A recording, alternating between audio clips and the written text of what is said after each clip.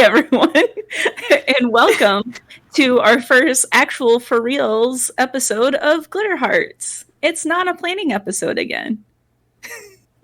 That's the subtitle. We're doing it live. It's fine. Okay. So, if you weren't here for our 2 planning sessions, or if you were and you need a refresher, because apparently it's been since May since we had our first planning session, it's fine. Don't worry about it. Summer gets busy. This is kind of the story and setup that we've come up for our magical persons librarians. We're getting there. All right. So the setup is our junior librarians, who I believe are all below me on the overlay. I forget how I split it up. Yes. Yeah, all below me. Are part of a library that is the original great library of Alexandria called the Museum. And this library has kind of magical timey-wimey powers. You can kind of think of like Doctor Who. It travels throughout time and space. It can kind of go anywhere at any time. It's magic. It works the way that everyone needs it to. The junior librarians, the Toshokan Fosu, they are protectors of this library and the knowledge that is within it. This knowledge that is within this great library has been acquired throughout all of time. And the different junior librarians have joined the library through a series of branches that exist within this great library that open up at the appropriate time period for each of them. So you might notice that some of them aren't from modern times. Some of them are. We'll get there. So yeah. Also, an important character that we will come to know is the resident library cat and guiding familiar to the junior librarians, Dimitri, who is basically just a big floofy cat that wears tiny little spectacles and he glows in the sunlight. It's real cute. So he'll be helping guide these librarians on their journey today. So all of you junior librarians do shifts at the library. They're typically in like the late afternoon and the night, and you kind of come in, you work at the library for a little bit. If book crimes happen, then Dimitri will send you out to solve those book crimes. So, but then at the end of the night, you're welcome to go home from the library if you wish. Some of you, though, stay and live at the library. So I thought to introduce our characters, our junior librarians, we would start off with what does your kind of typical day look like before your shift, and then how do you come to your shift at the library. So we are going to start with Liz and Sid the Kid. Sid the Kid DiMaggio he lives in the 1940s, so that very good heyday of sort of boy adventure books and everything like that. So his day is, I think I described him as a pretty like he has a lot of stuff going on. Like, he's up early, 6 a.m. because he's got to get doing that paper route. He's got paper to deliver. And he's usually there. I think he might go to school someday. Or it's like he's on his way to school and then he gets involved in some weird adventure. And he ends up not learning book smarts, but street smarts. Amazing. So throughout the day, Sid's just kind of doing any odd job that comes his way for the war effort. For the war effort. For, like, he seems to have, like, this like sort of cavalcade of aunts and uncles that he sometimes will like, I gotta go clean my aunt's gutters. And you're like, how many aunts do you have, Sid? It's like he just keeps making up a new aunt like every day or so. For sure, for sure. So Sid will eventually get to the library when he's done with his 50 other jobs that he's done that day. I mean, yeah, it's you know, it's the 1940s. There's no Twitter, and there's no TikTok. You got to fill your time somehow. They only pay you a nickel for each job. It's like, gotta make that money. Gotta make that cheddar. All right. And so when Sid goes to the museum, what does his branch look like where he enters at? His branch is a very new-looking, streamlined, like Art Deco, like big facades, lots of columns. Very like there's probably a big mural of like showing Atlas and all the Greek heroes and all that stuff. Like just right on the front. Very cool. All right. All right. And Sid's color in our junior librarian force is Yellow. awesome. I think that's what I picked. Yeah, yellow. Yeah, yellow. All right. So that is Sid the Kid. All right. So then next we are going to go to Evelyn and Andy. Can you introduce your character? Kind of tell what she would do during the day before her shift and then where she would go to start her shift at the library. Hey, cool. Yeah. So Evelyn is, or Evelyn. It is Evelyn, sorry. Oh, sorry, Evelyn. Yes. No, I know Dice King Reaction has trained us a certain way, even after all these years, but it is Evelyn. I even did it. Evelyn. Evelyn wakes up, probably 5 minutes before she has to hit the bus. Puts a toaster strudel in the toaster, but is still icing it as she skateboards to the bus stop. You never see her parents' faces; they're always behind newspapers.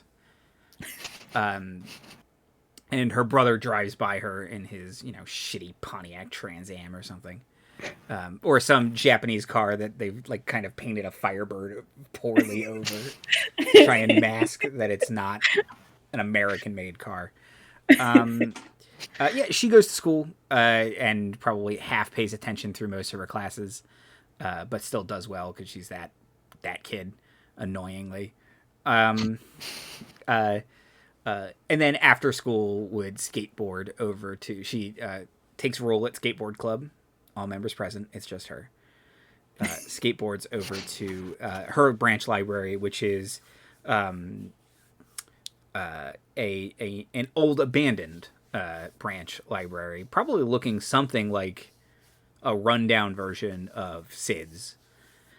And kickflips her way into the rubble and into then the pristine, beautiful, nice branch library that they call their headquarters.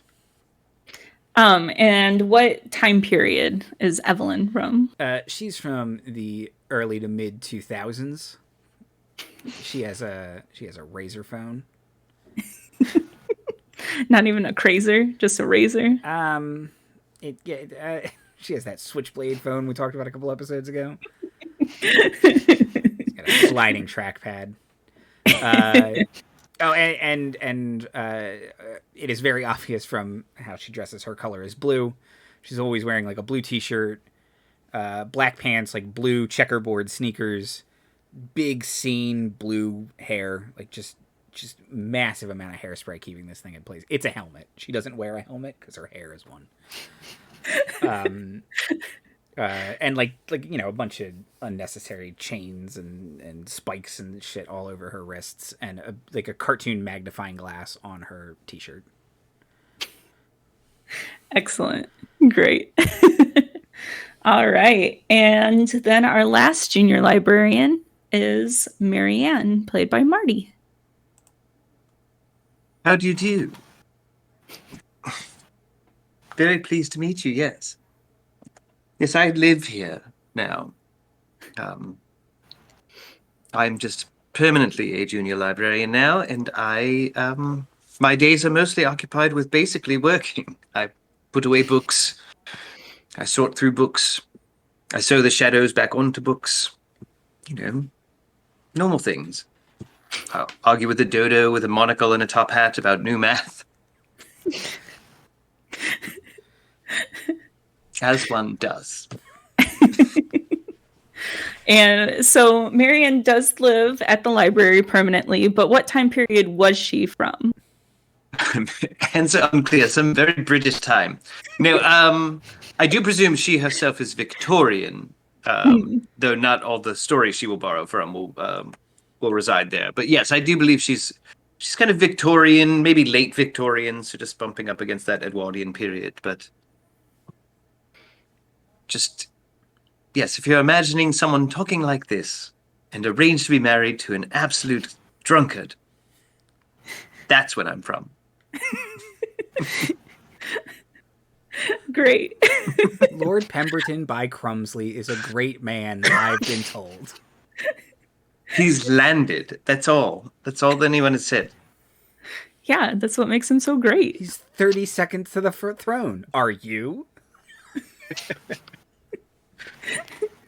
He owns a stable of horses. Marianne, do you? He owns land. Do you? Well, she's not allowed. I'm not allowed. I do think you knew that. I'm allowed to marry someone with land. So yes, to escape all of that drudgery, and because I am kind of struck generally with the absurdity of day-to-day British life, I have just decided to pack it in and move full-time to the library, where I'm sure my former team will return someday. But until then, yes, and I mostly just busy myself speaking with Tia and Teo, and I occasionally bother Dimitri, but very unresponsive, that one. Live in library cat. But yes, I mostly just fuss because, again, I'm from a time before Twitter and the internet, so I'm just constantly moving and mending things. Excellent. And Marianne's color for the junior librarian force is? Yellow. No, Marianne. Stop it. I am now red. The leader. And I'm doing great. I'm doing great. So Could have fooled me.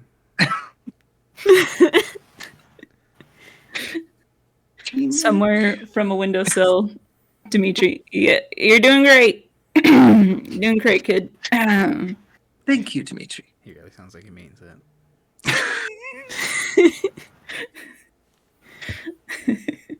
Try and flip her hair, it doesn't move.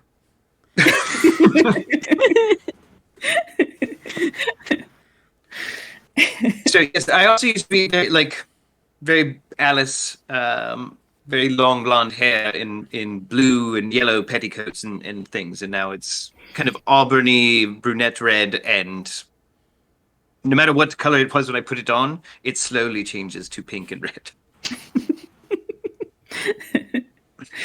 It's a blessing and a curse.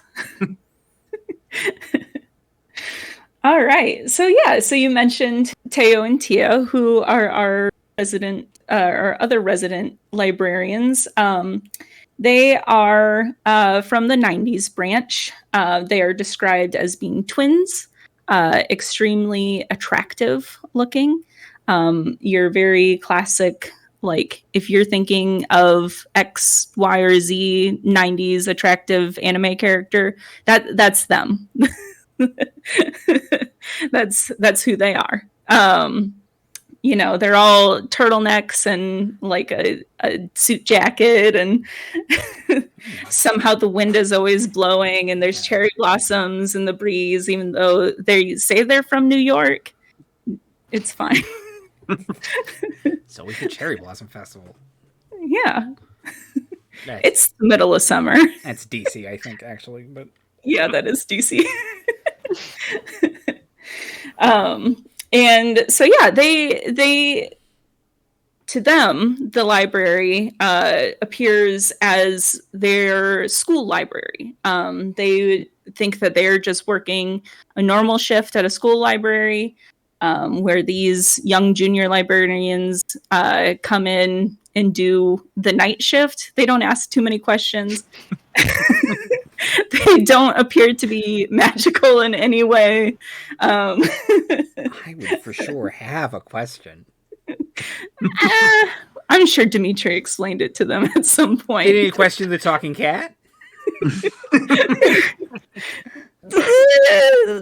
Magic explained it to them at some point.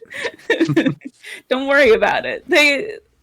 They've come to accept that these children come in and kind of work when they get off of their shift during the day. So you guys do have kind of some interactions as, you know, you're coming in for your shift and they're leaving for the day. And today, it's kind of unusual for them to check out any books because usually, you know, they just read while they're there, or, you know, we'll do like homework after their shift, if anything. But today, Marianne, you're working the checkout counter, and Evelyn and Sid, you might need nearby doing this and that. And you notice Teo and Tia come up with a guidebook, or like a travel guide book for Washington, D.C., and they're going to be checking it out. Yeah. The colonies. Trying to turn it, open it, fill out the information, stamp it. Oh, thanks. Yes, you not every day that you take out one of the books. We visiting? Oh, yeah. We're actually going on like this crazy spontaneous like school trip. It's really cool. Like our teacher just all of a sudden, like yesterday, was like, "Oh yeah, we're gonna go on this school trip to Washington D.C. We're gonna go to the Library of Congress." Like, and it's like all paid for. We don't know how she got this worked out with the school. You know, our plane tickets are all paid for. It's totally cool. All we have to do is pay for our dinners. So, yeah, we were like, sure, we'll go. That sounds marvelous. Sounds sus. I'm sorry, suspicious. If there was only a convenient way to abbreviate that word.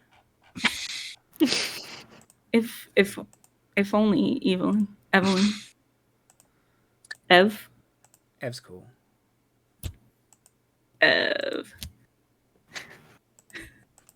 So yeah, you know, we figured, you know, best get like a guidebook or something over it. So while we're there, we can hit up the town, see the sights, you know. But we're really, really excited to see that the Library of Congress, you know, we hear that they've got just like everything there. Like, I think they've got more books than we do here. And we have a lot of books. That feels a bit of a reach, but well, that sounds very exciting. I do hope that you will report back. Oh yeah, well, I mean, I wish that you guys could come with, because I know how interested in libraries you all are. I look around excitedly.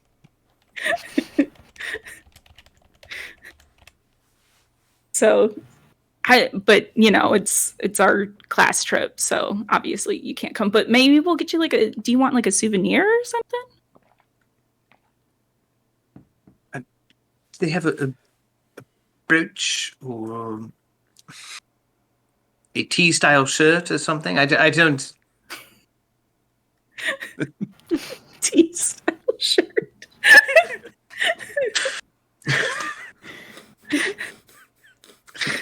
Like license plate with my name on it. I don't know what to ask for.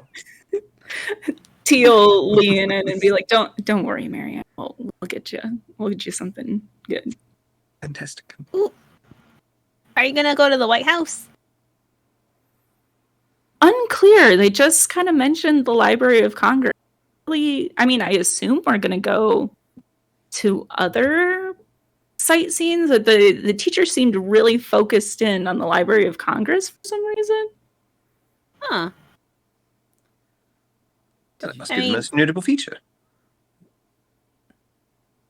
I mean, we're obviously stoked because, we work at the library. So it's like, cool for us to see a different library. But I mean, I assume that's why we're getting the guidebook so we can see if there's other stuff to do while we're there too, I realize you two were such nerds. I don't say that out What loud. was that? I didn't say that out loud.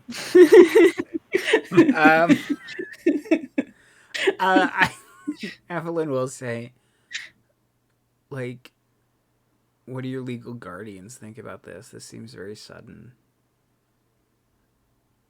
Oh, I mean, they're cool with it. They don't have to pay like anything. I mean, we're using the money we get from this job to pay for our dinners, so Oh. High school field trips. I remember them like I live them right now. Don't worry, Ev. I'm sure that you'll get to go on one soon. You're like what, a freshman? A sophomore. Thank you. Yeah, by the time that you're a senior, you'll just be going on trips like crazy. Like, I could go on a trip now if I wanted. I could. Start aggressively shelving books. she'll Mind get the spines. Goodness. It's James Patterson. We'll just get another one.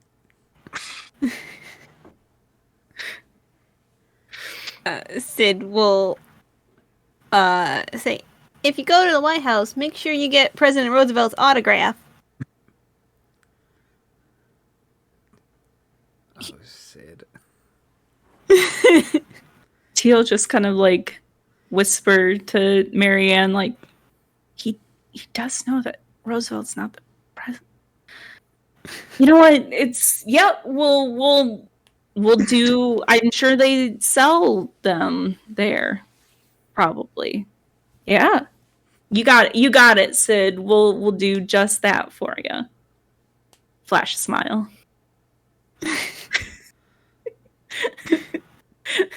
Sid is very proudly like stamping books.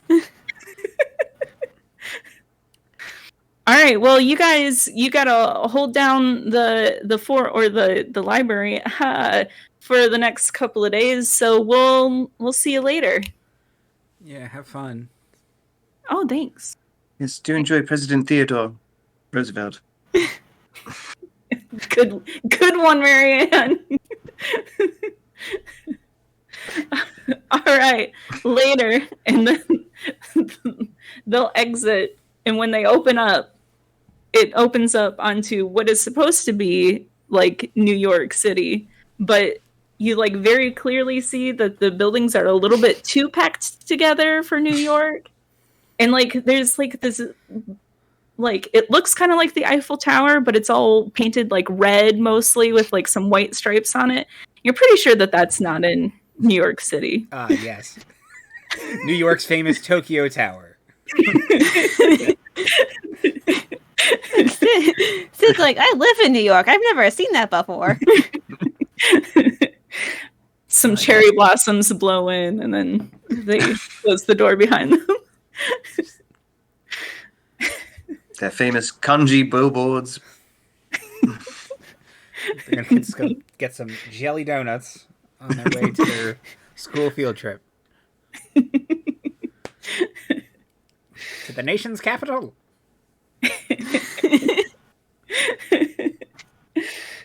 Okay, well, I'm sure that'll be fine. No library crimes ever happen outside the library, right? Oh, they happen plenty of times. See, this is why I need to you all. Book crimes can happen anywhere. Though, yes, largely around libraries. Just, I don't know. It just Like a new one each show, it feels like. Anyhow, it just singing while I sort. it just felt like, I don't know. It just felt weird. School field trips in the post. In the, oh wait, they're pre. Not, oh god, time travel. It's never not confusing. It's just field trips aren't that easy, friends. They're not. It's just no. There's adult supervision in modern days now, Sid. I'm sorry to tell you. You can't just have a dream and a hay penny and do whatever you want anymore.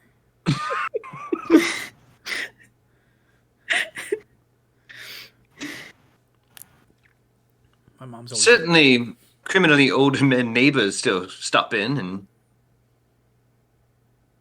ask to draw charcoals of you and write disturbing poetry about how mad they are at Oxford. Certainly, that still happens. Marianne, I know we don't always see. I don't think that happened. But you need to tell me if you're okay. Whistle while I sort. Do-do-do-do-do.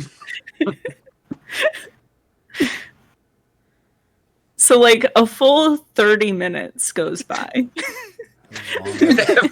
So to be like, episode. there's a central mystery, you guys. Like, walking right past that. And slowly Dimitri will find his way to Typical cat. to the central desk and kind of lazily yawn and curl up and sorry. Oh gosh. Did Teo and Tia said they were going to the Library of Congress? Yeah, Yes, they there was did. like an extended conversation about it, Dimitri. Oh, sorry, I was napping over in that ray of sunlight. Yeah, so I'm gonna need to go on that field trip with them. What? That's not. We don't go to their school. And he's gonna get up and walk to the other end of the desk, and where he was sitting previously, there'll be passports and plane tickets. Okay, do I need to explain what airplanes are to anyone? I've seen a biplane. Or like passenger planes? Shit. Okay, cool. I mean, crap. I don't swear. This is a children's show. No, fiddlesticks and rattlesnakes. Rattlesnakes. I don't know. Yeah, I was thinking that, but I've been on multiple series of this show. I'm a legacy, Yeah, same. so Yeah. certainly I've had my mind blown by iron birds before. So no, You probably met Amelia Earhart. Yeah, certainly. He helped her solve a Frankenstein or something. You definitively found where she crashed because it's actually not that much of a mystery. Yeah, that's been done. You can look it up. So yes, Dimitri, you've done it again. Yeah. So here's the thing. The Library of Congress? Yeah. So we've been trying to get that as a branch of the museum for like ever. It's kind of one of the most powerful libraries outside of the museum. Lots of knowledge in there that would really round out our library. But there's kind of a lot of wards up, a lot of magical wards. It's protected by the Congressional Order of Librarians, who are kind of like you all, kind of a magical group themselves. And yeah, so they they protect it pretty well. Just had one incident way back in 1812 where the whole thing kind of burned down, but they got it all back together and been doing great ever since. There was a war going on. Look at Marianne for some reason. So yeah, only the president of the United States can, order the Librarian of Congress to let down the wards and join another library. So it's pretty well protected, but I'd like you all to go there, maybe study their wards that they've got up, and see if maybe there's anything we can implement here, or You think we're convincing young Theodore Roosevelt of anything? Oh no. Yeah, listen, I've tried that guy and the next guy and the guy after him a million times. They're not listening to this talking cat, let me tell you. But just maybe we can learn something from them. Can take a look around, see how some veterans kind of take care of their library. You can learn a thing or two. Also, you should probably keep an eye on Teo and Tia. They are kind of perpetually getting kidnapped and everything. So, that's... You seem to get kidnapped a lot. So probably, a good idea to not let them get kidnapped when they're out of town. Ideally. Yeah. So yeah, don't worry about it. I've already taken care of it with the teacher. Like they know you're coming, so you're good. Yeah. Yeah. Okay. Any questions? You good? A lot, We're good. but I'll hold them. We shall do our duty. We shall fly there with happy thoughts and pixie dust. No, a plane. We're taking a plane. Oh, or American 114. Oh God, we're flying American. Oh no. At least it's not any other airline because they're all terrible. It's Allegiant. It's the cheapest flight. It's Southwest. You have to buy your own footroom back. It's Ryanair. Seatbelt's optional. They don't fly Continental US. So yeah, we good? We good here? Yeah, Be good. lit. That's my last airplane joke. I promise. So yeah, y'all have a rare night off. Hey, you can prepare for your big trip. That sounds to me like it's not a night off. Much like the time we went to the beach and the hot springs, I'm sure nothing eventful shall occur. Very different memory. I wasn't here for those, maybe. I'm still new. But I do like this, so I will go home and prepare. Okay. Anything else you need us to do here, Dimitri? No, just finish up your shift and then get ready for your big weekend trip. I'm gonna go take a nap. I've been up for far too long today. He sure does get tuckered out quickly. It's a new record, 18 minutes.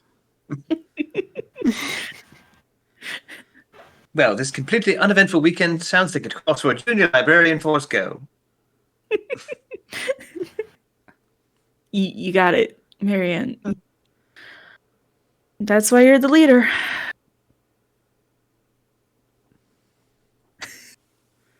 Everyone get prepared. Okay.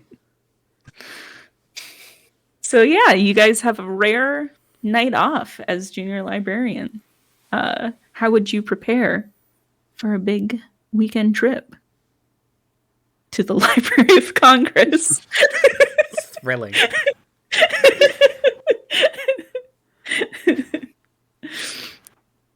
Way overpack. Just so much.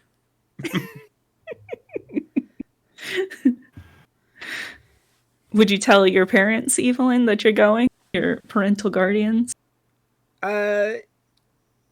Yeah. I would definitely frame it in a way that it's totally educational, and that our teacher, it's a scholarship opportunity probably, and that it's that they signed a consent form at the beginning of the year for it, even, so don't even worry about it. I just forget, teenagers. Joe is going to overhear this conversation. Your brother Joe, he's going to be like, "What? This is bullshit. I don't get to go. What?" Language, Joe. Do you want to go to the Library of Congress with a bunch of juniors? I mean, sophomores. Okay, are we really gonna believe that that's where she's going? Are we really gonna, like, that skateboard club is just hurt, right? Joe, shut up. You're a loser, Evelyn. You loser, Evelyn. You loser. You just hang out by yourself. I have friends. Whatever. Well, at least I'm not trying to bust me. What? Narc. Be Narc. the best? Narc. What? You're not trying to be me? Be cool? Why would I want to be you? Because you're not cool. The two ideas are mutually exclusive. Got him. Got him. I know you are. What am I?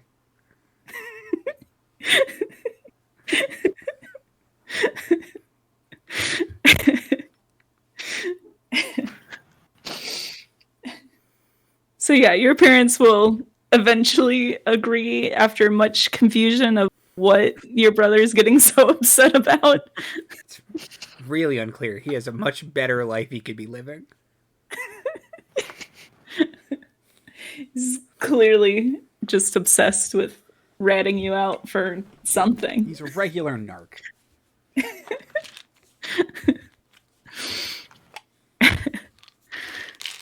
All right, Sid, would you do any preparations?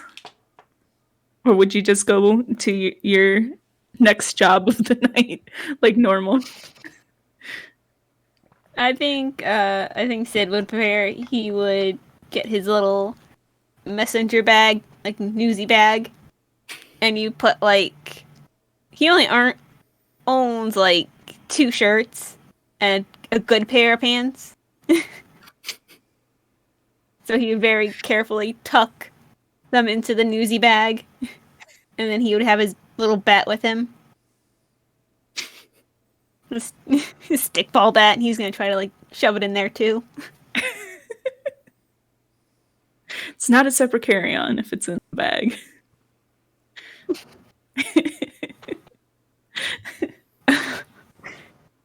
Now, would you go home to your uncle's house to stay the night, or would you stay the night at the library? I think Sid. Well, he would have to go home to pack. Mm-hmm. He has all his shirts in there. And then he would probably leave a note with his uncle being like, if anybody calls me, I'm in Washington, D.C. for the weekend.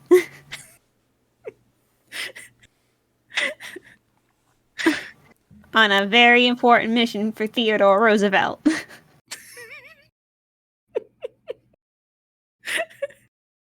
For the war. For the war. Amazing. Oh. And how about Marianne? How would you prepare? Yes. With the night off, I shall retreat to my thoughts in the cot I have in the corner of the British whimsy section, where I used to have multiple colored dresses that are all red now. So I back up, and well, let us sing Lily in the Valley. And I will sing just some absolutely dreadful song that takes like 40 minutes. Its words are all but indecipherable, but I think it's mostly just listing flowers. I'm a real wet blanket of a person. Then I look at a portrait of my former team. Promise them that should Tia and Teo get inevitably kidnapped, I shall do them proud. And then I shall turn in early because it would take me at least 20 minutes to get out of my dress.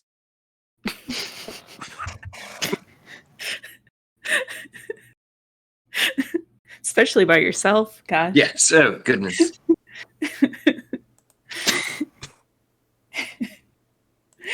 Oh, all right, excellent. All right, so the next day, you go to where the school where the twins attend, and there's a bus, outside waiting to take everybody to the airport. The twins are excited to see you, but not like you expected them to be kind of surprised to see you, and they're not really as surprised as you would think that they would be. And yeah, like Dimitri said, the teacher's totally chill with these three kids just coming along on this high school senior trip. Seems to check out. It's like 12. Yeah, I mean, I've got a permission slip. It's fine. Their teacher will introduce herself as Mrs. Baum. Like BALM. Yeah. And she's kind of, like classic, nerdy kind of looking teacher, big horn-rimmed glasses, kind of like a messy bun of hair. Looks like she's about a cracker less away from fainting at any moment kind of person. How Miss Frizzle is she? Kind of like Miss Frizzle if she were slightly... Say that again. Sorry, you cut out. Oh, like Miss Frizzle if she were slightly... You cut out again. Sorry. Gosh dang it. Stupid Mike. If she were slightly anemic. Okay, so Okay. The divination professor from Harry Potter. Yeah, there you go. How mystical is her school bus? Yeah. Are we taking a plane or this talking school bus? Answer the question. It's like a regular school bus that we're taking to the airport? But it shrinks or goes inside people or... This is why I don't usually let kids come. Okay, everybody on the bus. Let's go. A bus trip. Come on, we've got a plane to catch. Make sure you've got all your bags with. Let's hit the road. Okay. Immediately walk to the back of the bus. I was gonna say, who do you all sit with? Do you sit with each other? If someone could just help me with my trunk, it's the only form of luggage.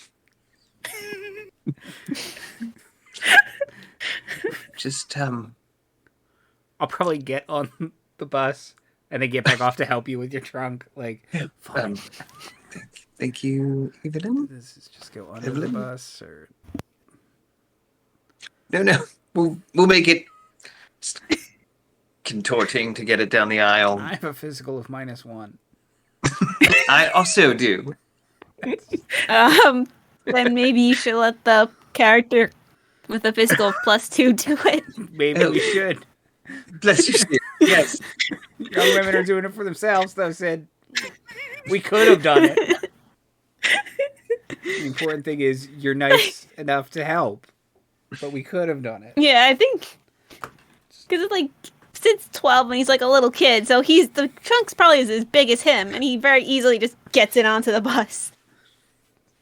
I'm just picturing him walking with the trunk just dead over his head. Yeah. I don't know, this is suspicious. Do you know that I have never completed a physical task without a young man coming to do it for me? It's more tiring than you think. That sounds exhausting. Anyhow. Are you allowed to tell them no, or has that not been invented yet in your time? Hmm? I understand.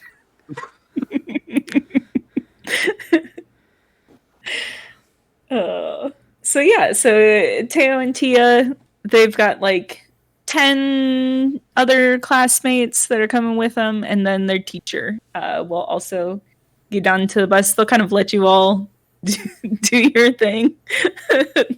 Settle in first. You're the youngest, so they'll let you. And then they'll kind of settle in around you. And yeah, so you'll go to the airport. There'll be like this weird cut where it kind of looks like, you start off in Japan maybe and then head all over the world, but it kind of cuts so that it just kind of looks like you went from New York to Washington. Really strange that you would get on a plane for this even, but don't worry about it, probably. Oh, and the airline is JAL. Northeastern Airlines.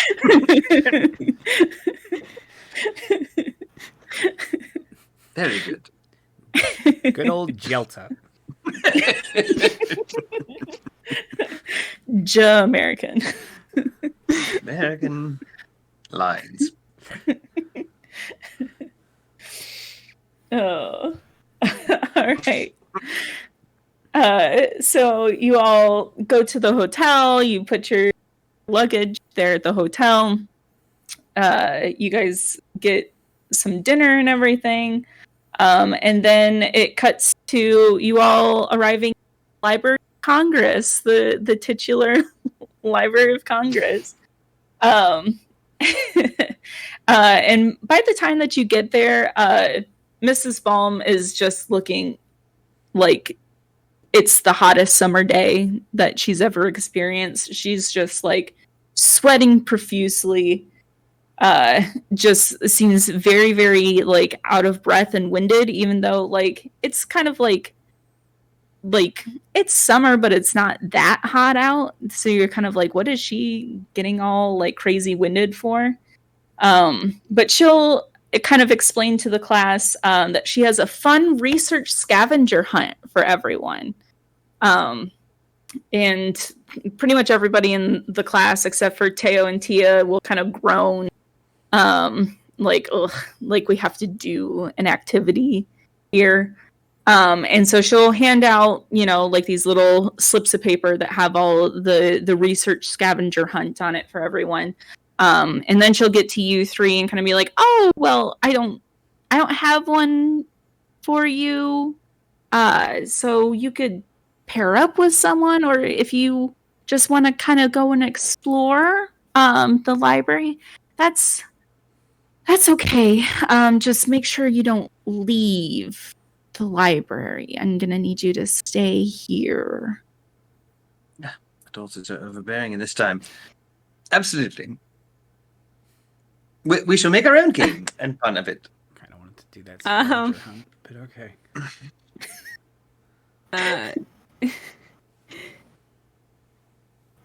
Sid will say, Mrs. Baum, do you want something like cod liver oil or some what is it? Cold cream? Like, what did they do in the 40s? Stupid medicine. Cocaine. Cigarettes. Bourbon. Bourbon. Yep. You want to add some color to those cheeks. Have a shot. It's medicinal. Oh, whew. Thank you. Sid, was it? Sydney? Sid? What was your name again? Oh, Sid. yeah, Sid. Okay. No, I'm pretty sure you're not allowed to have bourbon. Uh, also, is that like a fish oil pill? I've heard that those are like bad for the environment. I'm gonna say no on both accounts, but thank you. I'm just gonna go have a sit over there, and while you all be safe and look around the library. Is it hot in here? Is anybody? No. No, just It's me. the school Okay. year. It can't possibly be that hot. Whew. Yeah. I guess we're in a swamp. Oh, yeah. And then kind of as you're talking to her, Taya will speak up and say, "Hey, Mrs. Baum, where are Jake and Sarah? Are they doing okay?" And she'll be like, "Oh, yeah, whew, they said that they had like jet lag or something. So they stayed back at the hotel. It's Jet lag. yeah, It's maybe the same time zone. they weren't feeling good. They needed to stay back. So just pair up with whoever and do the research scavenger hunt. Woo! Yeah. Woohoo! And we don't get she's clearly not well. Yeah, I'm gonna head to the bathroom real quick. Yeah, everyone have fun. Be safe, have fun. Yeah. How could we not? We're in a library. And so yeah, everyone will kind of start to separate, and you three will be left on your own to explore the Library of Congress. Evelyn will roll her eyes at what Marianne said, but she is actually smiling and she tries very hard not to.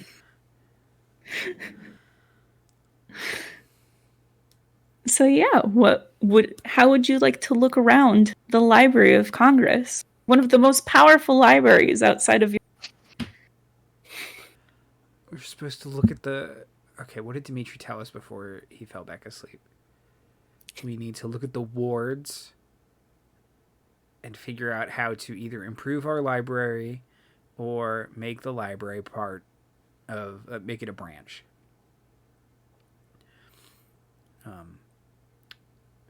Just look at Sid and Marianne like, well, you two know how to do that, so...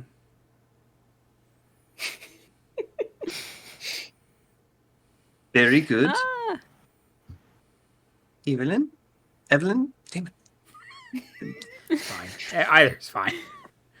Evelyn is a He-Man villain. Evelyn is a person name. Very good at recalling what the mission is. We're supposed to explore for mystical wards, and I am probably best suited to do that. So, I would like to try to do that, Soup. All right, so let's learn how to do that in the system.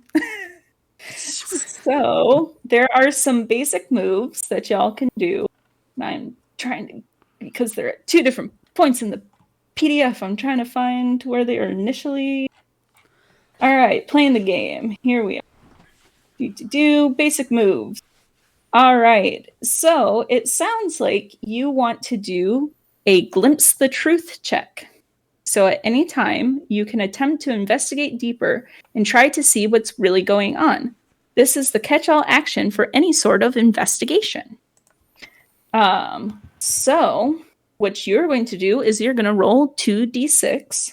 Mm-hmm. And I believe you're going to add your mental stat, but I have to get to the other point in the PDF to do that. Yes, well, in this case, will be nil. Let's see. Can I help you? Let me see. There is a move where you can work together. Let's see. So, I mean, vigilant. in that case, it's almost certainly would be a wiser use of our resources for the blue mystery to take over here and do the looking, and I do the helping. I have so it's a mental roll, right? Mhm. So I have +1 to that, and my mystical sadness power is pensiveness, so I get an additional +1 to glimpse the truth checks. Ooh, So, there you go. If everyone is cool with that, I will roll 2d6 to glimpse the truth. Okay, well, Yeah, go for it. But I attempt to help? Yes. Now, since we're specifically looking for mystical wards, can I attempt to help with mystical? Okay, yeah. So, there, as part of your basic move, we can do this together. Mm-hmm. So that is, teamwork is key, and lending your support to another hero can change everything. When you decide to support another character, that character gains 1 to their power pool. When you help another character, determine how you are helping. So you can go, I've got your back. You roll plus physical whenever fighting alongside your friend or whenever you are helping them through physical means. You can do this, roll plus emotional. 2 heads are better than 1. Roll plus mental to help notice things, put puzzle pieces together, or guide your friend with your knowledge. And supernatural intervention. You roll plus mystical to cast a spell on them to give them unnatural guidance. Yes, I believe since we are here to investigate magical wards, that I shall cast the spell on a jaunty monocle that I will pass to her. So There you go. Let's see here, 2d6 plus mystical. Okay, that's a 7 on the dice. That's 9 total. Okay. So, and your relationship is competitive. Is competitive. Okay. Your actions make your target strive to do better, and they get a +1 to their next roll. But you get a -1 to your next persona roll for being shown up. Yes. Okay? Okay. So I have a total of +3, right? yes, okay. Between all of your pluses. Please be good. 13. 13. Whoa. Wowee. All right. Do you mind? Let's play that out. So I attempt to help you, but you spurn the help or spurn me or do something to be vaguely shitty. I believe you have it in you. But yes, what does a 9 look like? I've helped you, but you've set me back in some way. What does my 13 look like? No. What does my 9 look like? Oh. So I have cast a spell to help you, but I end up taking a penalty for it. I think if you're trying to hand me something, I will kind of just brush past you and like take out my own magnifying glass. Like, no, like I don't need your. Monocles are dumb. Like, so I probably mono focusing. Like, it isn't necessarily purposefully shitty, or maybe it is, but yeah, sure. Yes, Sherlock. We were talking about how unlikable all these detectives are. You start doing some mystical, and then it ends with like a flourish that maybe I don't even think is like part of you handing it to me, and I'm just like, yeah, no, yeah, okay, great, fair enough, and start looking. On a 12 plus, it says I can ask any question I want. Mm-hmm. So, just where is Moriarty and where does he have the president? I think is my biggest question.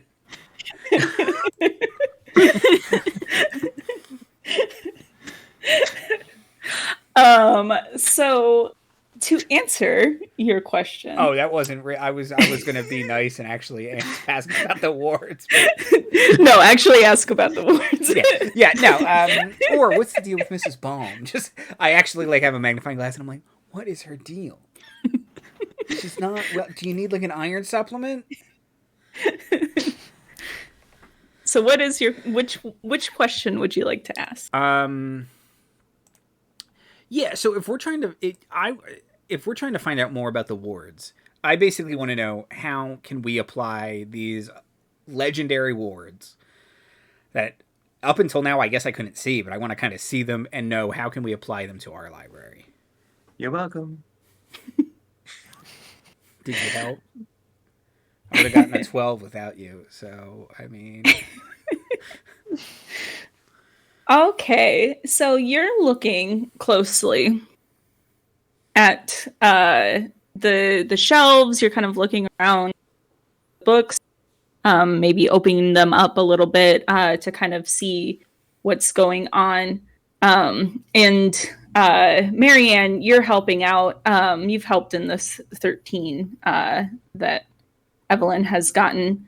So you're all kind of looking around. Marianne, as you're looking around, you swear that you just saw Sylvia walk by. Just for a moment. And then she kind of disappears behind some bookshelves. And when you glance over there, there's nobody there. While you're kind of distracted with that, Evelyn, you're finding kind of the magical source of these wards. They seem complicated, but maybe not too complicated for Dimitri to understand. You're kind of taking notes over them. You take a book out of a shelf and you look past it and you see what looks like one of the students that was in the class earlier. Just really like a husk of their former self, just like slumped in a chair with a book in front of them. Uncharacteristic high-pitched screech.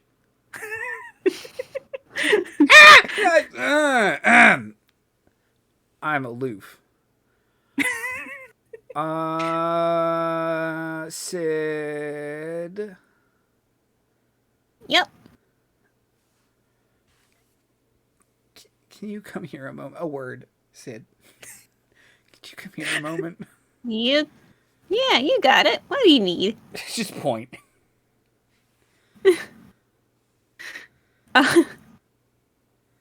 I think Sid would actually go up to the kid and be like, touch their shoulder a little bit and be like, "Hey, bud." When you do that, they kind of almost like a zombie, like turn to you and just kind of do a guttural like.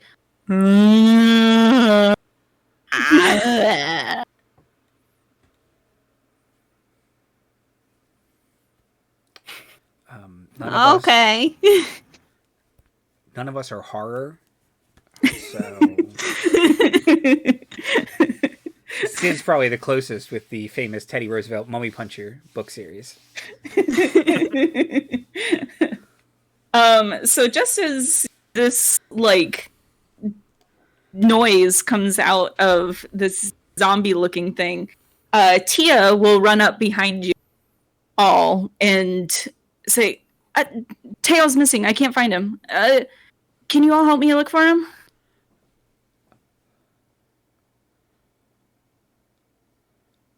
Teo's missing? Oh no.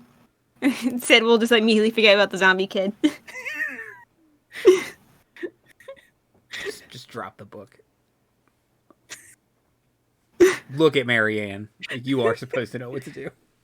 Well, since that happens every episode, I am following where I thought I last saw Sylvie. Great. Glad we split the party. Yes, I have full walked away. hopefully I haven't gone around too many corners yet, but I am further away than I should safely be. I know one of your powers is wandering with purpose. It's not helpful.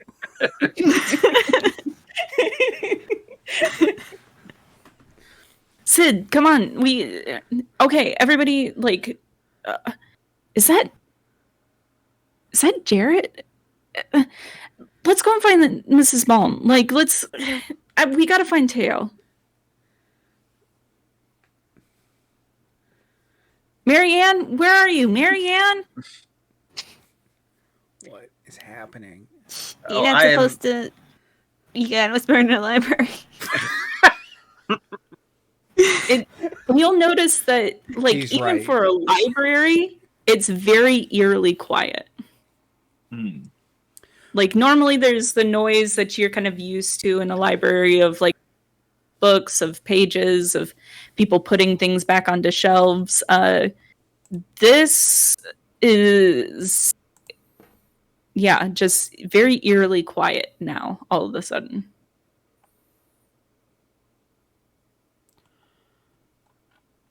Oh my.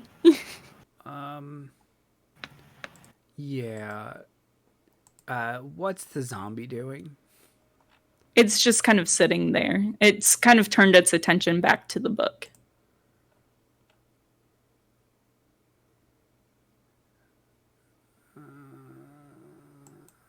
Did Sylvie's trail lead anywhere, or does she like deaspirate? Like just kind of like It kind of led back towards the central desk, but yeah, you've kind of lost all sense that she was ever even here.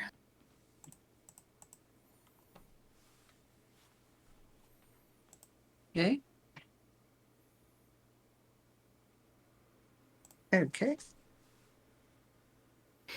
Are there any rodents in evening wear or young children dressed in leaves or anything I'm accustomed to? If not, I'll return to the group. Not that you can notice. Not at this time. Okay, thank you. You're back. Okay, zombie missing. Well, zombie's here. Who? Sorry, which twin is missing? Teo is missing. Teo is missing. Teo is missing. Yeah.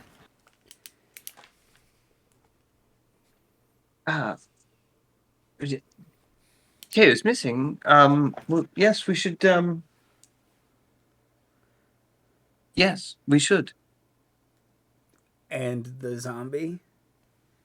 Let's. That's just Jared. He's just reading a book. He'll be fine there. We'll get Mrs. Baum. She'll take him back to the hotel. It'll be fine. I feel like I'm taking crazy pills. I'm sorry, horror's not my genre, and it's not a Jabberwocky or something, some other nonsense monster that I can really wrap my head around. So it's The Walking Dead. It's a Frankenstein. I'm trying to think of what would be closest to you. It's a freaker. Maybe you don't call them zombies. It's a shambler. It's a shimmy sham. a moaning leaper. Yes. The old moaning leapers. No. I have no frame of reference, so yes, let's go and discover Teo right away. Right away. Well, off you go, Evelyn. You're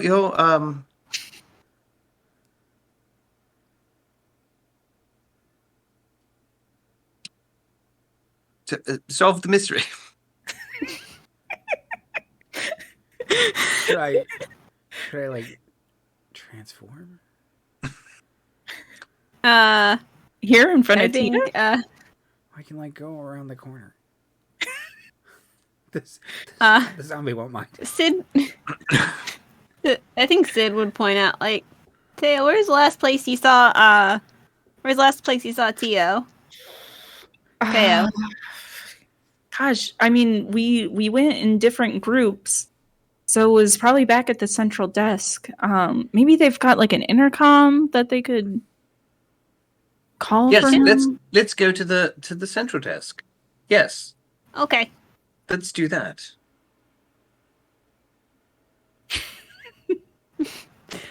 I think Sid is just already off. Like, welcome to the central desk. Oh, yep. There he goes. Okay.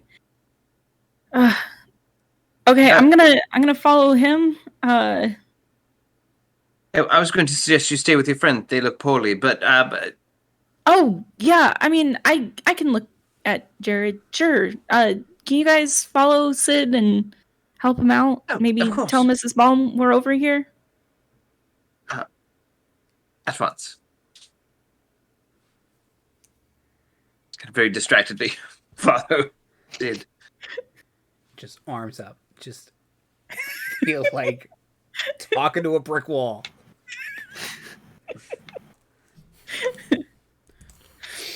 Everyone, quit talking to that brick wall and follow. Let's go. Maybe one of these kids is the new horror recruit. We're like 10 to 12 episodes in. Maybe we get a new member. Gold or green or something. Yes, the series has seemed a bit of a slow burn that way.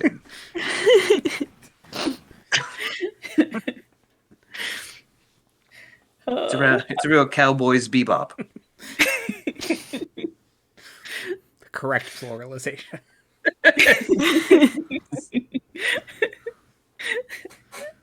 All right, so you make your way back to the central desk.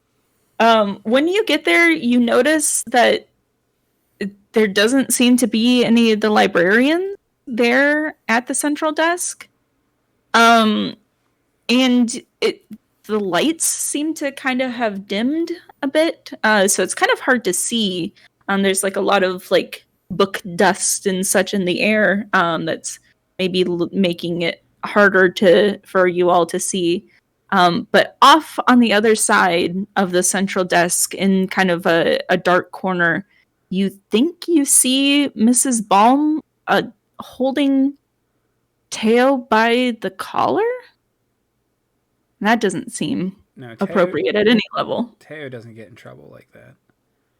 I don't want to be the girl who cried murder mystery, but the atmosphere is leaning in a very mysterious way.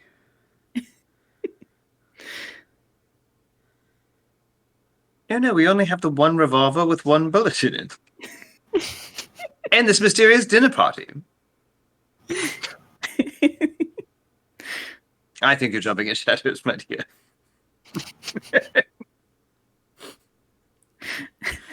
We're all just here eating dinner with my blackmailer.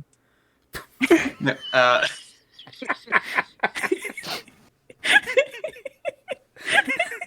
Yeah. Okay, that does check out. I will probably, maybe subtly sarcastically, be like, okay, that makes sense. Well, let's go. We found Teo. Maybe. Hi, Mrs. Baum. So you're gonna approach her? Yes. As you get closer, you notice that there's a couple other of the students on the ground that were part of the class earlier, and they look similar to the kind of like zombie husk student that you saw earlier. I knew we shouldn't have ignored that. And Teo looks fully unconscious. Oh no. And the teacher will kind of turn to you in a way that seems very unnatural and say, "Yes, what is it, dearies?" Just reevaluating again. Once again, none of us are horror. Is that correct? I'm beginning to get a sense of dread. Because this is full Stephen King. A name that means nothing to the two of you. What is he the king of? Horror, actually. He's a local boy done right. Okay. And then from out of the darkness behind her will walk 5 pages, which you know as the kind of gummies of this world. The putties, the minion creatures. Just gotta hit them in the center of their chest and they fall apart. Exactly. Well, I'm not in charge. Look at Mary. No, I am. Pages. This sounds like a job for junior librarian. Go Force Alpha maneuver. Which one's Go. Which one's Alpha? Go. However, her lips only move 4 times.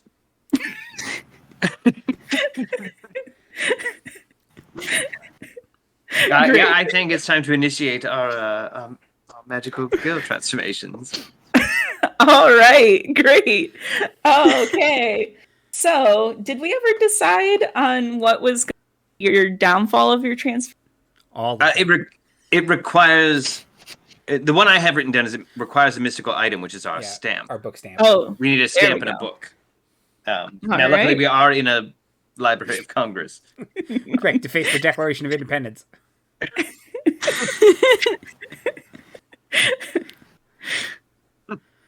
All right. So, who would like to transform first, and would you like to describe your transfer process? I presume it's appropriate for... Do I go first or last? That's a good question. You've all watched more of these than I have. Probably first. Okay. Yeah. Yeah, it depends on like whose episode it is and that kind of thing, but Yeah. Usually, the if it's leader usually goes first. yeah. Okay, then yes, I shall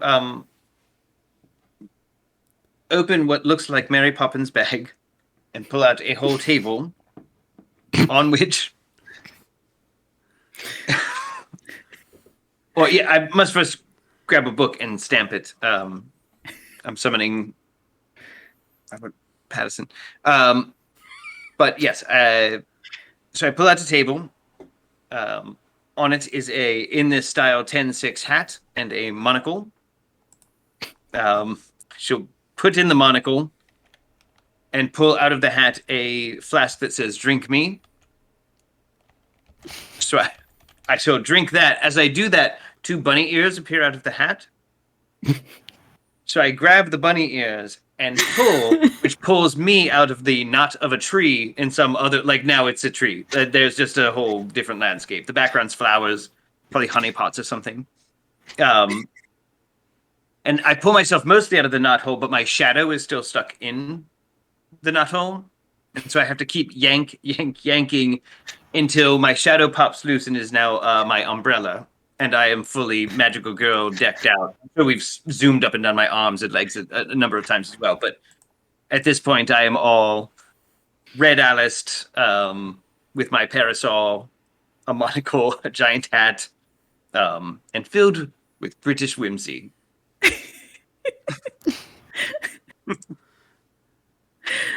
Oh, great. So next, let's do Sid would go next. 'Cause you're the next most veteran of the group. Sid would sort of he would probably run up to the central desk and like do a barrel roll over it. Like he would just go whoo, like he would hop it like he was hopping a turnstile. And then he'll just grab a random book, open it up, stamp it, and then there's like a big bright yellow light, and it'll just cut to him like running and then baseball sliding into the yellow light.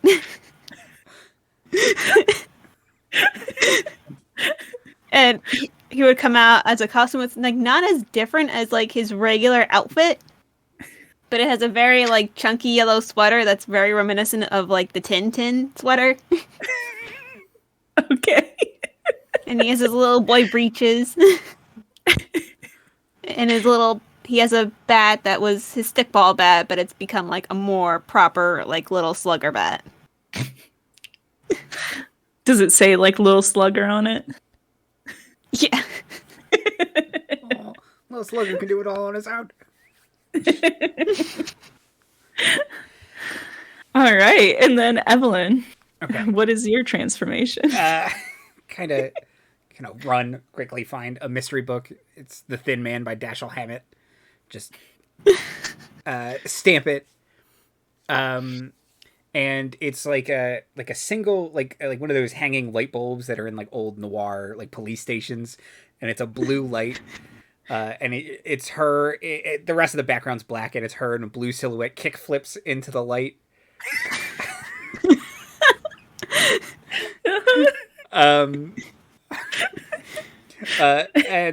as the board hits the ground and she lands on it, all of the pages from the book kind of surround her like Sailor Moon.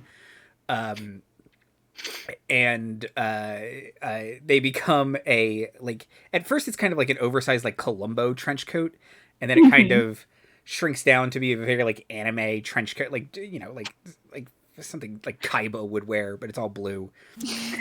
And she's wearing like a vest and like kind of a loose Avril Lavigne tie. She has a deerstalker just on top of her giant hair. She does have like a domino mask. The only one trying to conceal I'm trying to conceal her identity, like, and then like 3/4 length pants with like long socks, the same checkerboard sneakers. Everything is a shade of blue or gray, and then she kicks the skateboard into the air, and it spins, and like when it kind of like goes sideways for the camera, it spins again and becomes a staff that has a magnifying glass at the end of it. And then she kind of does she like puts the magnifying glass up to her eye and it gets all big, and then it's like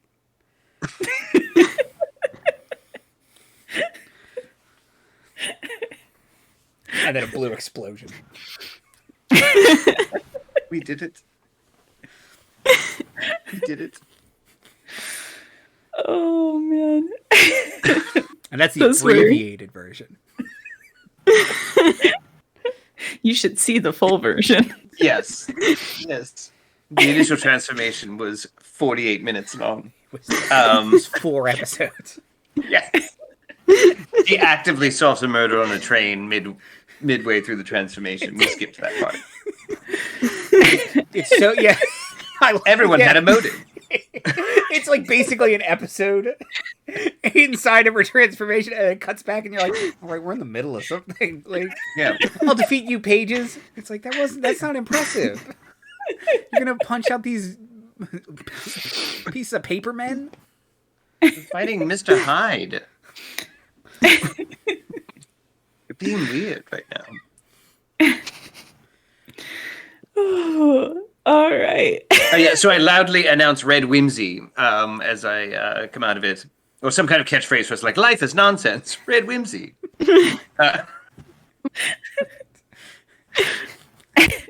Oh, man. You won't get away with it. Blue Mystery.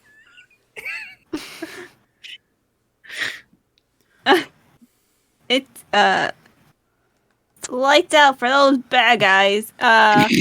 Adventure Yellow.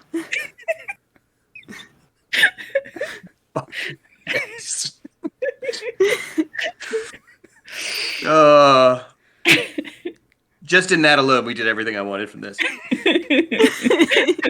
Well, we're done. Triptych pose splits into 3 as we point at the bad guys. Oh, all right. So yeah. So you've got 5 pages between you and Mrs. Baum, who is very menacingly holding Teo, looking ready to do something to zombify him. You're not quite sure yet. And so yeah, that's the scene in front of you after you've magically transformed. And when you come out of your transformation, a dark shadow will pass over Mrs. Baum, revealing her true form, which is kind of like this, like, kind of like almost like a Dementor, but made out of like pages. So it's got like the gross, like open, like mouth that just looks ready to suck the life out of something.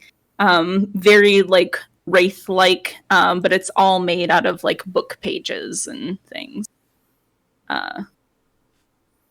So yeah. How will you all go about this scene? So you have a few options besides just straight up fighting. Yes. There are different moves that you can do. So you can get to them. So you can just straight up fight them. That's your clash move. You can, what are they called? Creatures, non-advancement, basic moves. Here we go.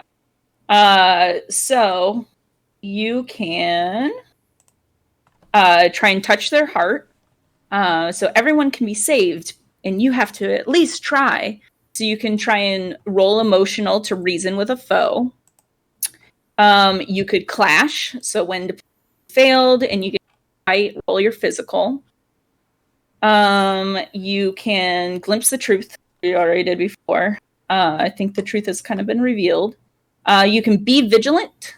So when you're faced with a potentially dangerous or threatening situation, you can attempt to be vigilant and roll plus mental. So you can ask me a question about the situation to kind of help you in the situation. You can keep your wits about you. In tumultuous personal situations, act despite an imminent disappointment, betrayal, mental stress, or great setback. Say how you deal with it, and you can roll your persona. Or you can thwart peril. Sometimes you find yourself trying to pass enemies, dodge an enemy's depression beam, or endure swimming in a swamp. So you roll plus physical to get past that. You can convince someone through charm, coercion, or threat.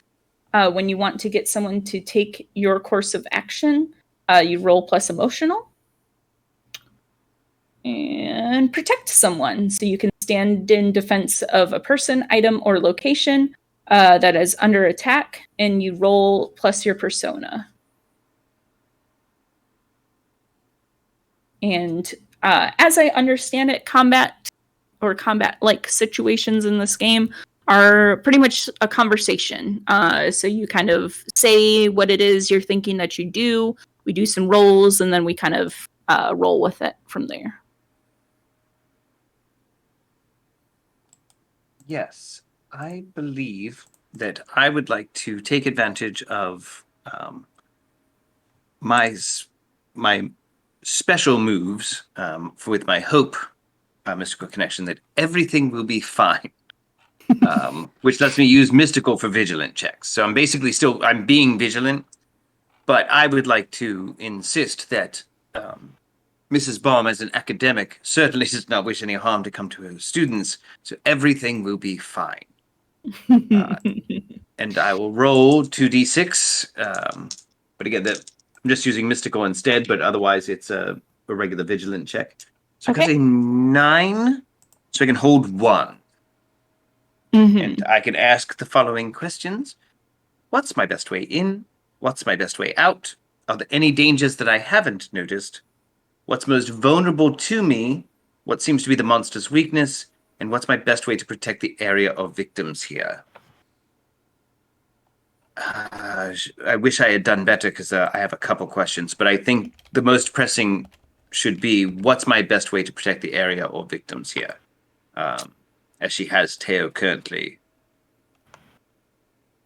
Okay. So the best way to protect the area and victims, kind of looking around, especially looking at the students on the ground, kind of everything that you've been absorbing over the past few minutes, even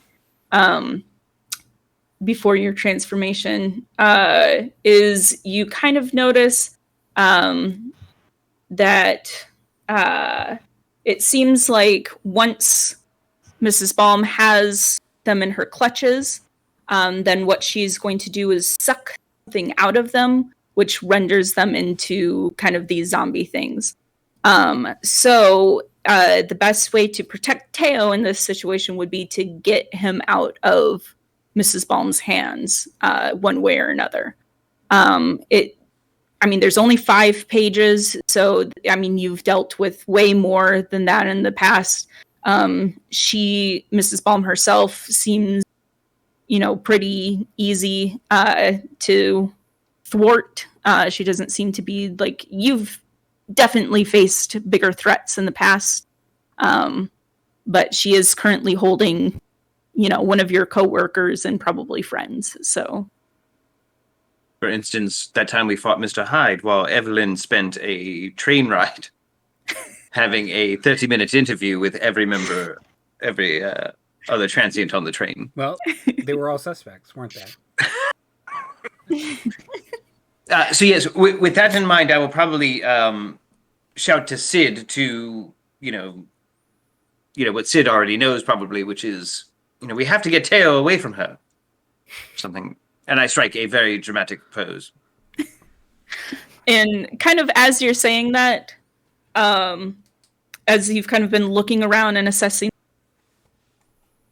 shout out some instructions, out of seemingly nowhere, a purple rose will strike down. There'll be a spotlight on that purple rose.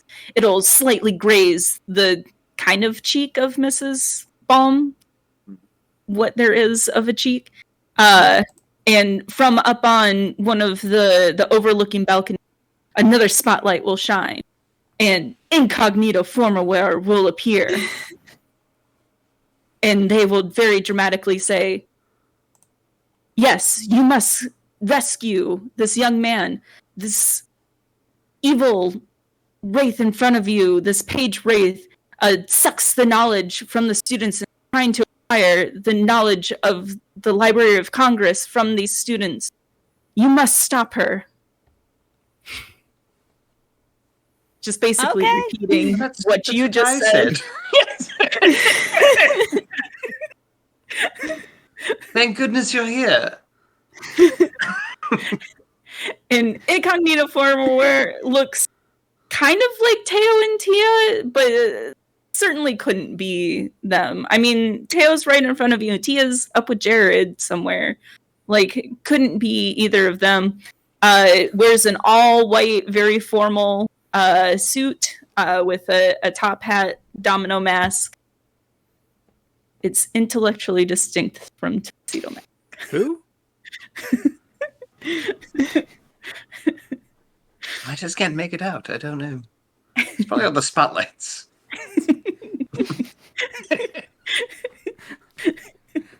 I'm dazed.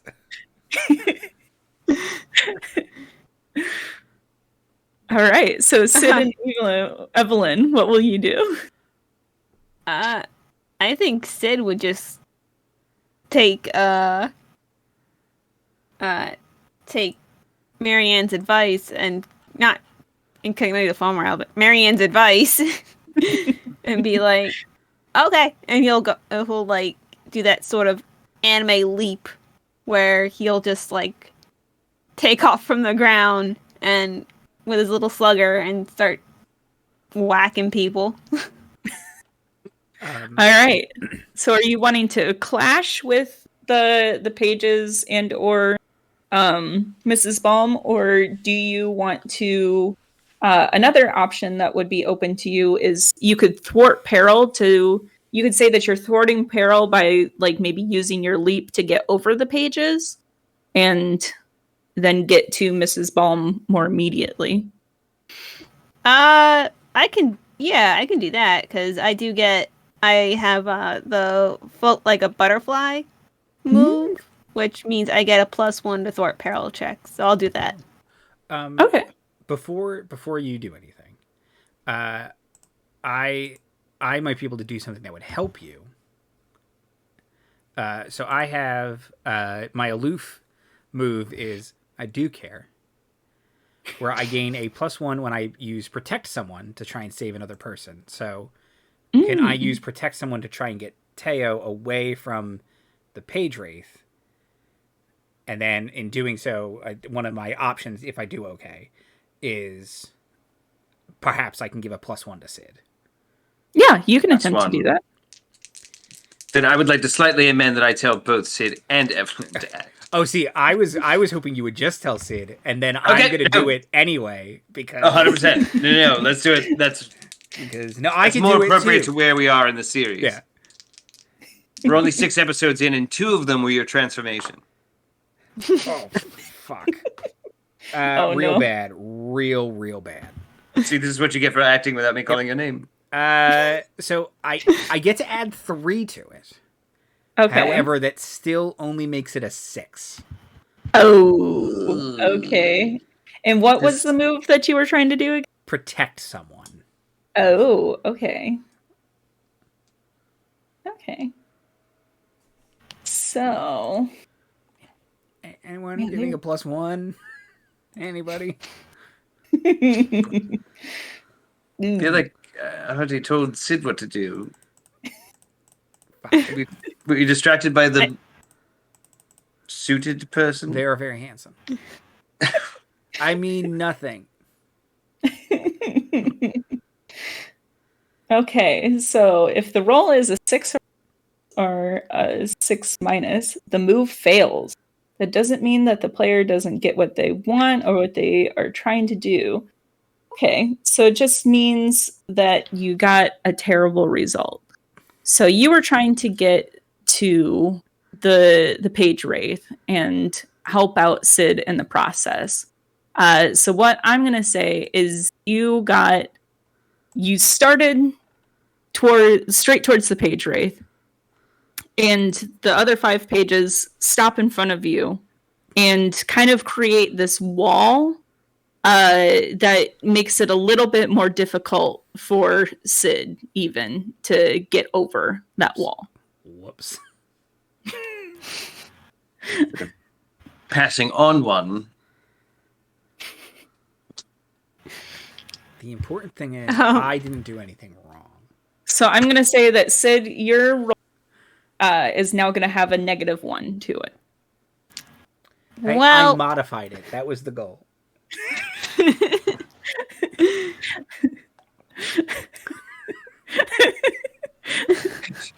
Chin up, lads. Yes. No, I am very sorry, Sid. It's okay. I had a +3. I was like, Okay, so stupid dice. let's see what happens. Oh, that's not good. Oh no. Is this the last episode of Junior Librarian for Scout? So I'm supposed to add a 3 and then -1. So now we also make it a 6. Oh, I'm so sorry. So you're trying to do this crazy action kid like move where you like parkour leap over them and land and strike a cool pose and then get all up in her business and save the day, right? That's what you're used to, is just rushing in alone. And then Evelyn kind of gunks them all up in the middle there, and you're like, that's fine. That's just one less thing for me to kind of have to leap over. But you kind of misjudge how your leap is going to go now that they're all kind of like bunched together.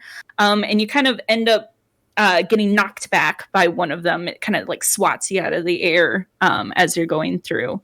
So now you don't suffer any kind of like condition. You don't take any damage or anything because are real weak. You're just more of like a little bit embarrassed maybe, and you land on the ground next to Evelyn in front of all these pages. So they're all still kind of blocking your way. No.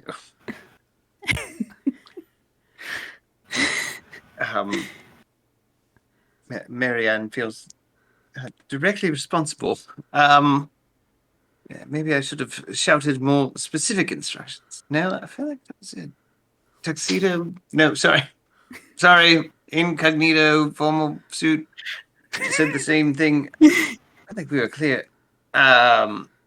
in incognito form where we'll shout down, "You've got this, Marianne," and we'll jump down and you don't know where they got a rope from, but they somehow swing down and get Teo in their arms and out of the way of the page wraith and disappear up onto a balcony somewhere. That sounds like comforting. Thank you.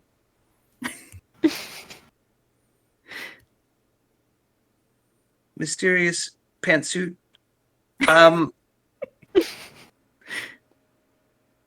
Do any like? I have my next declaration, but if the pages get to go or the wraith gets to go or anything, let me know. But the wraith will just kind of like look very confused as to why her prey is gone now, and will then kind of turn towards all of you as her new sort of prey. And the pages will just kind of like shuffle and try and surround Evelyn and Sid. Just menacingly, not actually hurting anyone, just a lot of moving, a lot of mugging. Yeah. Okay.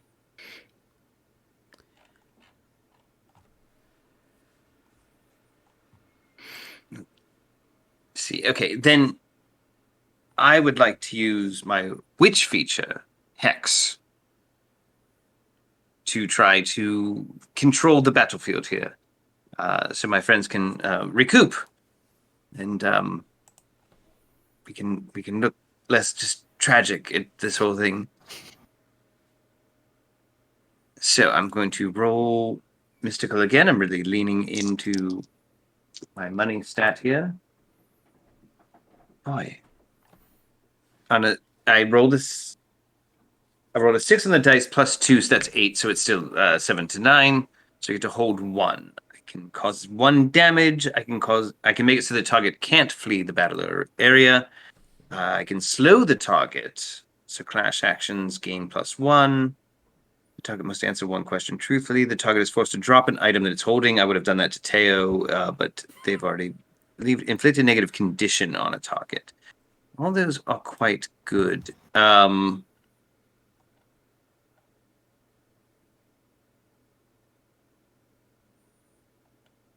Let's see. I do think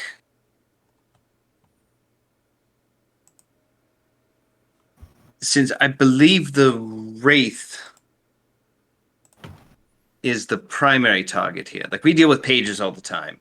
Again, they never really seem to take any aggressive action. They look really menacing, though. Yeah, if you really pay attention to the math, they're always doing half damage, so you kind of think this is BS and like it's a demi situation. You're going to be fine. So I would like to slow Mrs. Baum. Okay. So clash action lawsuits gain +1 against her.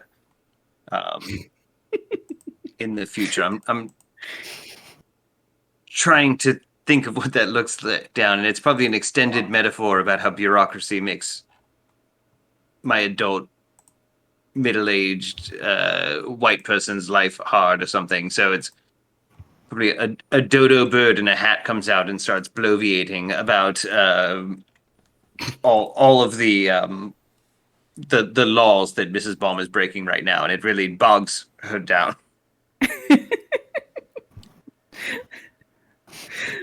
All right. She looks just, you're not quite sure how this thing could look more miserable, but it looks somehow just more like bogged down and miserable.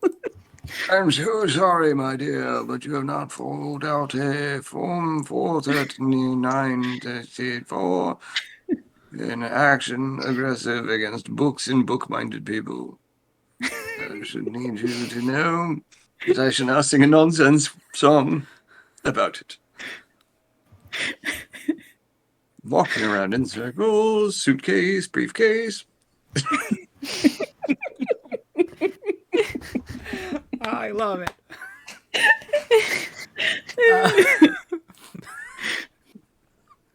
You can do it, team. It really is the point of all those books and movies, right? It generally, That paperwork generally is bullshit, and I should just be allowed to do whatever I want.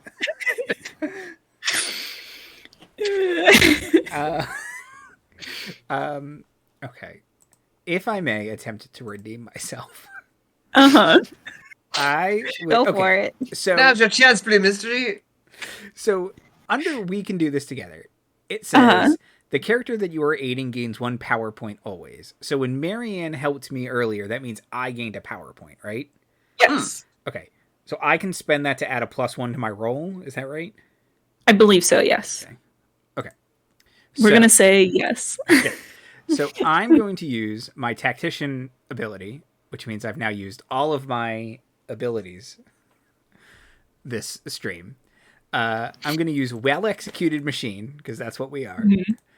When you use the we can do this together action, you upgrade the next hero's results to the next you upgrade that hero's results to the next level instead of giving a +1. So I'm going to use you can do this for Sid, so that Sid can save us.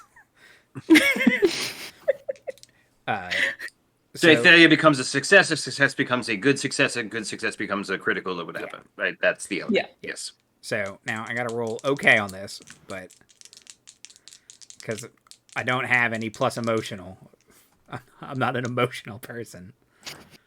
It doesn't show you. But I get +1 because of my PowerPoint. Very good. 7. Okay.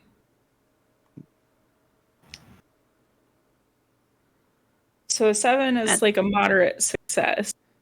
And you're rolling. You can do this, right? Yeah. Okay. Yeah, and Sid and I are cooperative. Okay.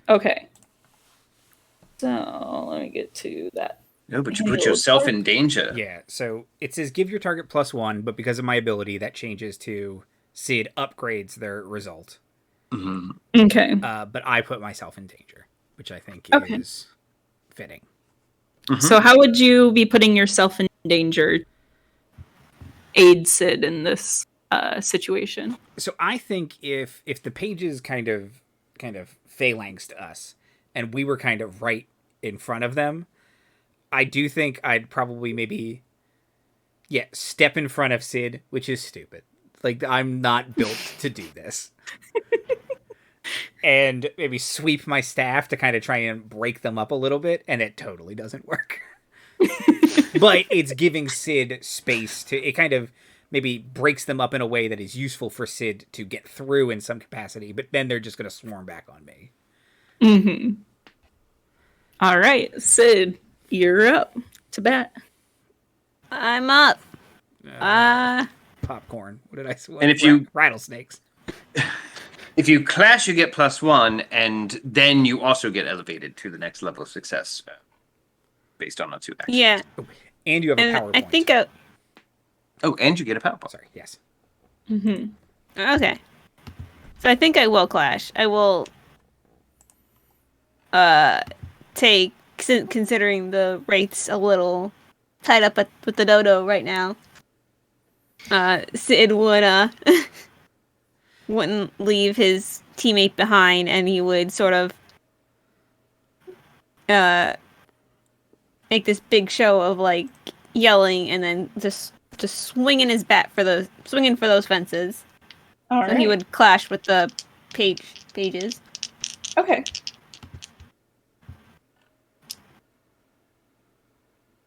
Once you sign in duplicate, and now you sign in triplicate. So I add.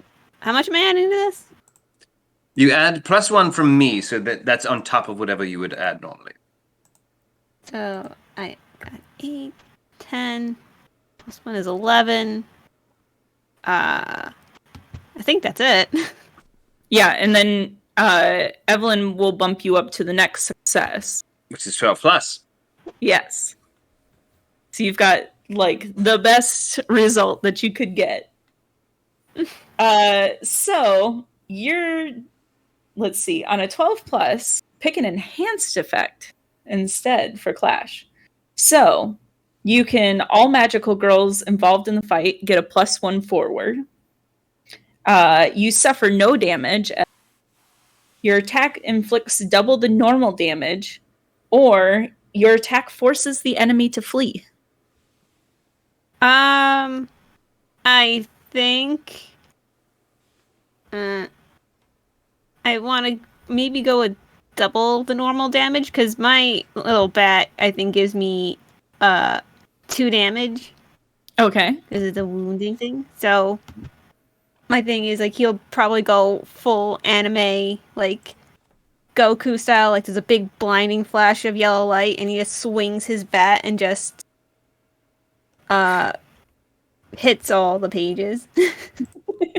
All right, so you swing your bat around, and it's kind of like each page will get like, you know, like a piece of paper stuck onto the end of a bat. It'll like fold basically in half and just catch each one as you swing it around, and then you just kind of like Smash Brothers home run them off the screen in a flashing, blinding yellow light. So the page wraith, thoroughly being bogged down by this dodo bird talking about taxes or whatever, bureaucracy,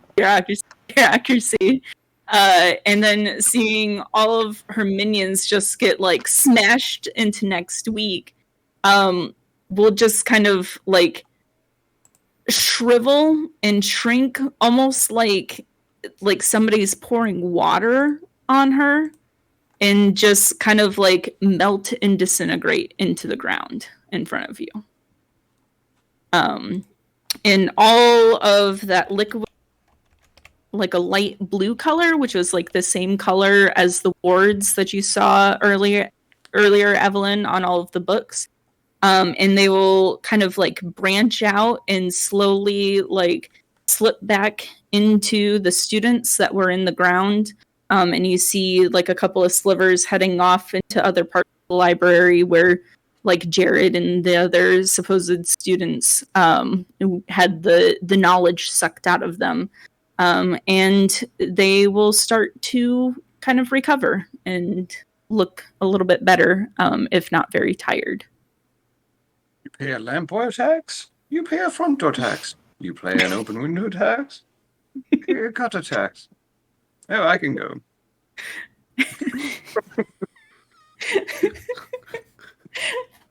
So you did it. You defeated the page wraith, and incognito form aware is nowhere to be seen. What? How does he do it?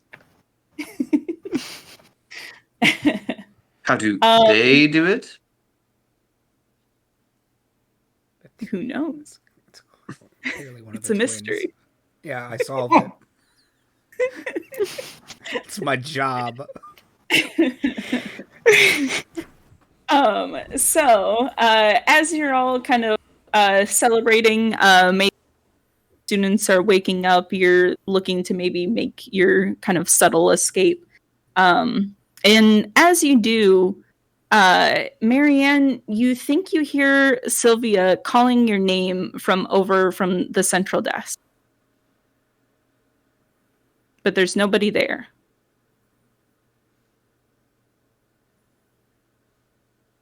I squint to be sure, but...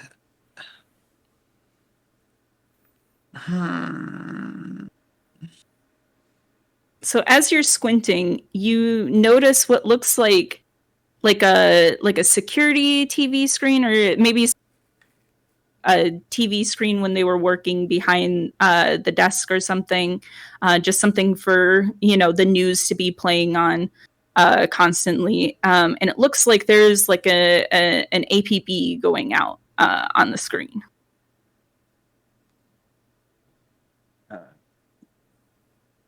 Gaze at the magical picture box. So as you approach,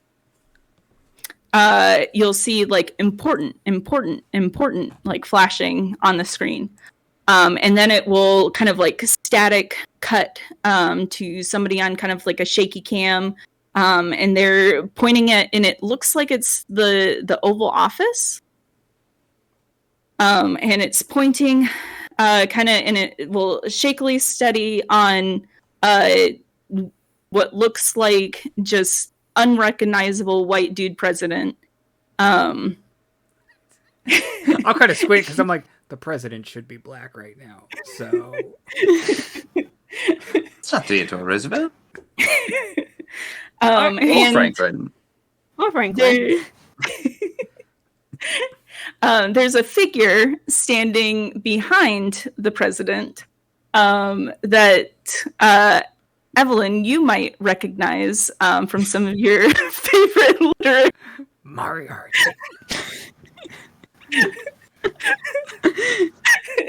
He has the president. I'll just look at Marianne like, say it. Junior Librarian, Force Alpha, Team Go. Sauce.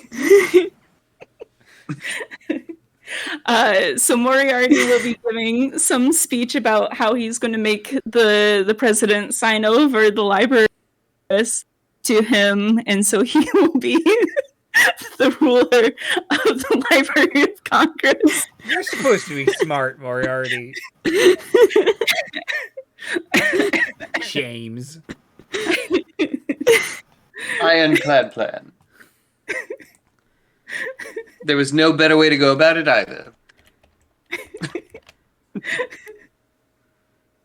Amazing. So then the screen, as our episode ends, the screen will kind of fade to black as our junior librarian rush out of the library, lead towards maybe the White House to save the president from Moriarty. Into action.